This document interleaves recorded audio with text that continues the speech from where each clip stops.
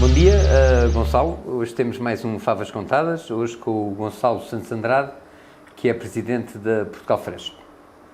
E hoje aproveitamos para colocar em cima da mesa um tema que eu acho que está na boca de toda a gente, que é os preços, tendo em conta a situação internacional, os preços dos fatores de produção e dos produtos da agricultura. E eu começo pelos fatores de produção. Neste momento, além de haver um cenário inflacionista, é muito difícil saber o que vai acontecer nos próximos tempos. Bom dia, Luís. Sim, realmente, sem dúvida que esse é um dos grandes desafios do setor agroalimentar e principalmente dos produtores. Neste momento, nós, na produção, não conseguimos ter um orçamento minimamente estável, não conseguimos ter uma conta de cultura. E isso é um desafio muito grande. Nós vínhamos de 2 anos de pandemia já difíceis, uma seca severa que avassalou todo o país, e agora é esta guerra que todos condenamos e que veio acentuar ainda mais esta escalada galopante de preços.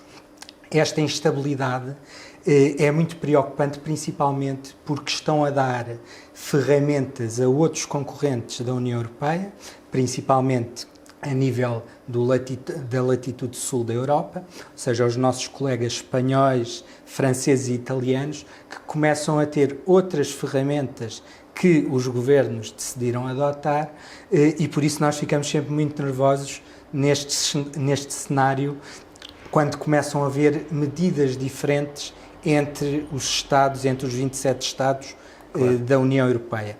E aí já sabemos que Portugal tem sempre grandes limitações a ter medidas equivalentes, como por exemplo o gás óleo agrícola, que temos neste momento um diferencial de cerca de 50 cêntimos face aos espanhóis e, portanto, os custos das matérias-primas, os fatores de produção, a energia, os combustíveis, os transportes, as embalagens, é tudo muito complicado neste momento. Mas mais especificamente, acendeu o agricultor, quais são as minhas principais dificuldades neste momento? É a energia, é o custo da energia, é o custo dos fertilizantes, dos fitofármacos. Onde é que estão as principais dificuldades? Estou a falar em termos de preço concretamente. Onde é que estão as principais dificuldades? No setor das frutas, legumes e flores depende muito de culturas para culturas. Claro. Por exemplo, ainda agora viemos da Frutologística, a maior feira de frutas e legumes do mundo, em que alguns produtores partilhavam comigo a dificuldade que têm na exportação, por exemplo, de couves. O custo por quilo da embalagem mais o transporte é superior ao custo do produto. E depois, portanto, de subsetor para subsetor, as situações são diferentes, mas são muito preocupantes, porque, evidentemente, que qualquer medida que possa vir ajudar os produtores, há pouca percepção por parte do consumidor que o principal beneficiado é o consumidor. Esse é o reflexo, por exemplo, da importância da política agrícola comum. Nós tivemos nestes 2 anos de pandemia que o consumidor não notou que houvesse grande diferença na prateleira do supermercado. Tiveram sempre disponíveis produtos de elevada qualidade, com segurança alimentar e a preços acessíveis. Neste momento a dificuldade e o maior desafio tem a ver com os preços acessíveis, porque a escalada de preços vai ter que ser em toda a cadeia agroalimentar. Era isso que eu lhe ia perguntar, neste momento, se olharmos, por exemplo, para mercados de commodities, já se vê que os futuros indicam que os preços vão subir e vão subir bastante. A minha pergunta é, havendo este cenário inflacionista nos fatores de produção, é natural que chegue depois aos produtos agrícolas e aos consumidores, não é? no final.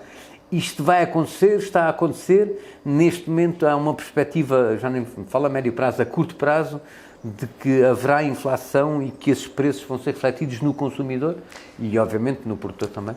Terá que haver essa inflação. Neste momento ainda não se nota muito, já há algum acréscimo, mas não é o acréscimo necessário. Agora é muito importante que a remuneração ao produtor seja uma remuneração justa, ou seja, a distribuição do valor na cadeia agroalimentar tem que ser equilibrado e tem que ser justo para quem está a suportar maiores custos.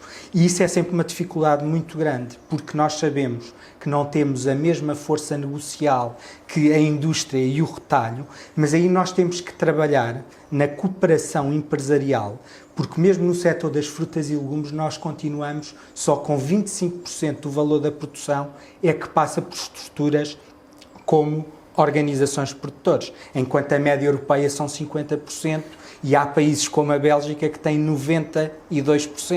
E, portanto, as realidades são muito diferentes e nós temos que perceber, só com cooperação empresarial e com criação também de organizações de produtores e cooperativas de segundo nível, como já existem muitas em Espanha, e em que os próprios espanhóis continuam a dizer que o seu problema principal é a escala, porque não têm a dimensão de estruturas como na Holanda e na Bélgica. E, portanto, nós temos que, de uma vez por todas, conseguir privilegiar a organização da produção para conseguirmos realmente dar mais valor aos produtores. Agora, algo que é muito importante é, depois, o Governo não inviabilizar investimentos acima de tetos muito baixos, porque, por um lado, estamos a incentivar a concentração da oferta para ganhar poder negocial, mas, por outro lado, estamos, no fundo, a limitar que estas empresas, quando crescem,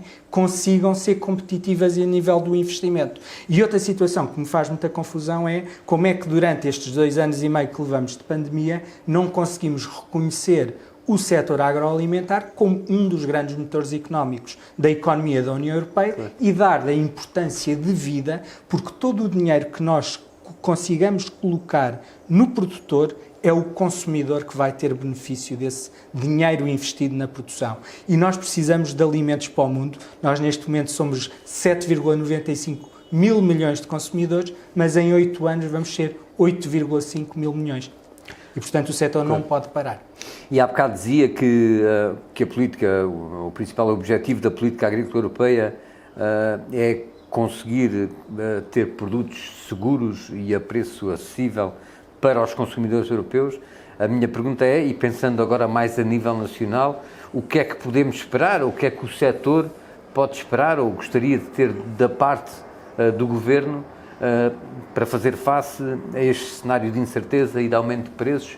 O que é que podemos pedir ou esperar que o Governo possa criar em termos de incentivos? Nós não queremos nada mais do que os nossos concorrentes da Europa têm. Agora, nós queremos as mesmas armas. Nós não podemos estar constantemente com inferioridade a nível de ferramentas de utilização para os nossos colegas espanhóis. Nós estamos no mercado global. Nós só temos 2% dos consumidores da União Europeia. O nosso mercado local é a União Europeia. Esta ligação Lisboa-Helsínquia tem que ser aqui o nosso mercado local e temos que ver de uma vez por todas estas cadeias curtas, que são situações que devem ser maximizadas, mas que não nos resolvem os nossos problemas, e nós temos que criar riqueza nas empresas para que as empresas possam criar mais postos de trabalho, possam valorizar o trabalho dos seus colaboradores, e para isso é preciso ter uma perspectiva global, ver o mercado ibérico como o nosso mercado mais próximo